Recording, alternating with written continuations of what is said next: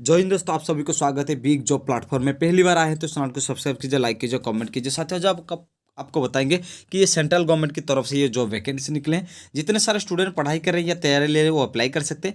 Intelligence bureau department की तरफ से ministry of home affair government of India, ये सेंट्रल गवर्नमेंट की ये जॉब है जहाँ पर जितने सारे स्टूडेंट पढ़ाई कर रहे हैं या तैयारी ले रहे हैं वो अप्लाई कर सकते हैं। लेकिन ये जॉब दो डिपार्टमेंट में भाग किया गया है। पहला जो डिपार्टमेंट है वो है सिक्योरिटी असिस्टेंट एग्जीक्यूटिव के लिए, और दूसरा है आपको मल्टीटास्किंग स्टाफ एंड जनरल के लिए। जहाँ पर यह दिया गया है कि SAE के लिए, सिक्योरिटी असिस्टेंट एंड एग्जीक्यूटिव के लिए, और यहाँ पर दिया गया है MTS। ये दो डिपार्टमेंट की तरफ से ये जॉब वैकेंसी, जो भी स्टूडेंट चाह रहे हैं अप्लाई करने के लिए वो अप्लाई कर सकते हैं। लेकिन यहाँ पर दिया गया है कि ये जो अप्लाई करेंगे, इंडिया का टोटल 37 सिटी में स्टूडेंट अप्लाई कर सकते हैं जहाँ पर रहते हैं। इसका मतलब पूरा ऑल ओवर इंडिया में जितने सारे स्टूडेंट हैं वो अप्लाई कर सकते हैं। अप्लाई करने के लिए यहाँ पर दिया गया है कि कौन सा डिपार्टमेंट में क्या क्या है। हम पहले से बता देते हैं। ये जो पोस्ट है टोटल 1675 पोस्ट वैकेंसी है जहाँ पर सारे स्टूडेंट अप्लाई करने वाले हैं। और यहाँ पर और एक चीज़ दिया गया है कि जो अनरिजर्व्ड एंड नॉन क्रीमी के लिए, SC के लिए, ST के लिए, EWS के लिए, ये टोटल डिपार्टमेंट के लिए आपको जॉब वैकेंसी दिया गया है। तो हम आपको बताएंगे कि NCL के लिए जो है, हम इसको आपको डिटेल्स में सारी चीज़ बताते रहेंगे। तो आज चलिए दोस्तों, आज आपको बताते हैं कि कौन सा डिपार्टमेंट है, कितने कितने पोस्ट वैकेंसी और क्या क्या डिपार्टमेंट की तरफ से कितने पोस्ट वैकेंसी दिया गया है। यहाँ पर दिया गया है कि जो SA एंड जनरल के लिए और MTS जनरल के लिए जो है, यहाँ पर जो दिया गया है, जो टोटल जो आपको पहले जो वैकेंसी मिलेगा अनरिजर्व के लिए, ऐसे जो सिक्योरिटी असिस्टेंट एग्जीक्यूटिव के लिए टोटल 739 पोस्ट वैकेंसी है। और यहाँ पर जो दिया गया है कि NCL की जो है वहाँ पर दिया गया 276 पोस्ट वैकेंसी है। और दिया गया है कि OBC के लिए आपको 242 पोस्ट वैकेंसी है, और SC के लिए 117 पोस्ट वैकेंसी है, ST के लिए 151 पोस्ट वैकेंसी है, और टोटल मिला के 1525 पोस्ट वैकेंसी है। और MTS के लिए यहाँ पर उसी तरह दिया गया है कि MTS के लिए आपको 68 पोस्ट वैकेंसी है, और 35 पोस्ट OBC के लिए है, 35 पोस्ट NCL के लिए, और OBC के लिए 16 पोस्ट है, SC के लिए 16 पोस्ट है, और ST के लिए आपको 15 पोस्ट है। टोटल मिलाकर 150 पोस्ट है। तो ये दो डिपार्टमेंट की जॉब वैकेंसी है जहाँ पर मिला के 1675 पोस्ट वैकेंसी है। जो भी स्टूडेंट तैयारी ले रहे हैं वो अप्लाई करने के लिए अप्लाई कर सकते हैं। ये जो अप्लाई का प्रोसेस रहेगा वो रहेगा ऑनलाइन अप्लाई रहेगा।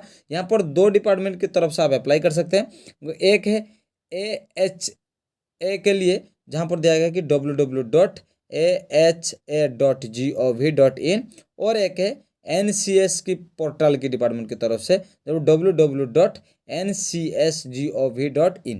यहाँ पर दो डिपार्टमेंट है जहाँ पर आपको अप्लाई करने का मौका मिलेगा। और क्या दिया गया, इसका जो सैलरी रखा गया है, जो बेसिक पे रहेगा वो आपको 18,000 से शुरू करके 56,900 के अंदर ही आपका सैलरी रखा गया है। जो भी स्टूडेंट चाह रहे हैं वो तो अप्लाई कर सकते हैं।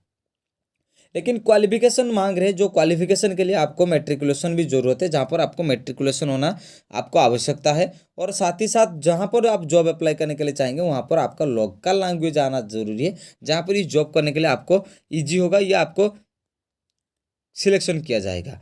तो ये और एक चीज़ मांग रहे हैं कि आपको जो डिजायरेबल क्वालिफिकेशन है वो आपको field experience in intelligence work कुछ सीखना जरूरी है, जहाँ पर ये इसको करने में आपको इजी होगा। लेकिन एज की रिलैक्सेशन दिया गया है। जो एज की डिपार्टमेंट है हम आपको पिछले से कुछ दिखाना चाहेंगे, जहाँ पर एज के लिए जो सिक्योरिटी असिस्टेंट एग्जीक्यूटिव और MTS जनरल के लिए जो दो डिपार्टमेंट की तरफ से ये जो एज है, यहाँ पर दिया गया कि जो है 27 से कम होना जरूरी है, जहाँ पर सिक्योरिटी जो असिस्टेंट एग्जीक्यूटिव के लिए जहाँ पर दिया गया है। तो यहाँ पर जो दिया गया है ये है MTS के लिए आपको 18 से 25 साल के अंदर होना जरूरी है। लेकिन कुछ गवर्नमेंट की तरफ से यहाँ पर दिया गया है कि अपर एज, जहाँ पर SC ST कैंडिडेट के लिए आपको 5 ईयर्स का रिलैक्सेशन रखा जाएगा और OBC के लिए आपको 3 साल रिलैक्सेशन रखा जाएगा, जो भी स्टूडेंट चाह रहे हैं वो अप्लाई करने के लिए। और एक चीज़ है जो कुछ भी कोई भी हो सके, डिवोर्स हो चुके वोमेन या जोडिशियली कुछ सेपरेट है या उन लोग क्या विधवा हो चुके हैं, उनके लिए ये 35 ईयर्स या 40 ईयर्स के अंदर उन्हें अप्लाई कर सकते हैं। इसका मतलब उनके लिए बहुत सारे एज की रिलैक्सेशन रखा गया है, जो भी चाहेंगे वो अप्लाई करने के लिए। और जो चीज़ है क्या दिया गया है कि जो पर ये दिया गया है कि PWD के लिए आपको 10 साल की एज की रिलैक्सेशन रखा जाएगा, वो भी है कहाँ पर, MTS की डिपार्टमेंट की तरफ से। तो ये चीज़, कुछ चीज़ को ध्यान दिया गया है जहाँ पर एज को लेके ये चीज़ डिक्लेरेशन किया गया है। और जो भी स्टूडेंट अप्लाई करेंगे वो ऑनलाइन पेमेंट करेंगे, और भी आपको कार्ड ऑनलाइन पेमेंट के माध्यम से इसको क्लियर करना है। लेकिन जो ऑनलाइन क्लियर नहीं कर पाएंगे उनको हम लास्ट में बताएंगे क्या क्या और रूल्स रखा गया है। तो चलिए दोस्तों, आज आगे तक और कुछ बहुत सारे इंफॉर्मेशन दिया गया जहाँ पर आपको मैं शॉर्ट में कुछ चीज़ बताऊँगा जहाँ पर आपको ईजी होगा इसके बारे में जानने में। तो ये चीज़ क्या है कि knowledge of local language and dialects. तो ये चीज़ दिया गया है कि आपको डायलेक्टेड जो दिया गया है लोकल लैंग्वेज आना जरूरी है। और क्या है, सर्विस एबिलिटी के लिए आपको देयरफॉर जो आपका क्वालिफिकेशन है वो इंडियन सिटीजनशिप होना चाहिए, ये चीज़ है आपको दिया गया है। और जो दिया गया है कि सेंटर एंड एग्जामिनेशन, जहाँ पर आप एग्ज़ाम देना चाहेंगे, तो बहुत सारे सिटी में आपका एग्ज़ाम होने वाला है। आपका नज़दीक में सिटी में कोई भी सिटी हो, आप वहाँ पर ऑप्शन आएगा, उस ऑप्शन को चूज कर लेना। टोटल यहाँ पर दिया गया कि जो जितने सारे स्टेट है, उस स्टेट का जहाँ पर सिटी अच्छी तरह सिटी है, जहाँ पर कम्युनिकेशन अच्छी है और कंप्यूटर लैब है, उसी तरह जगह में ये एग्ज़ाम रखा जाएगा। टोटल देखा गया है कि 217 सिटी में आपका एग्ज़ाम को रखा जाएगा। जो भी स्टूडेंट चाह रहे हैं वो अप्लाई करने के लिए वो अप्लाई कर सकते हैं। लेकिन इसका जो एग्ज़ाम का प्रोसेस रहेगा, वो एग्ज़ाम प्रोसेस आपको ऑनलाइन एग्ज़ाम रहेगा, 100 मार्क का एग्ज़ाम रहेगा।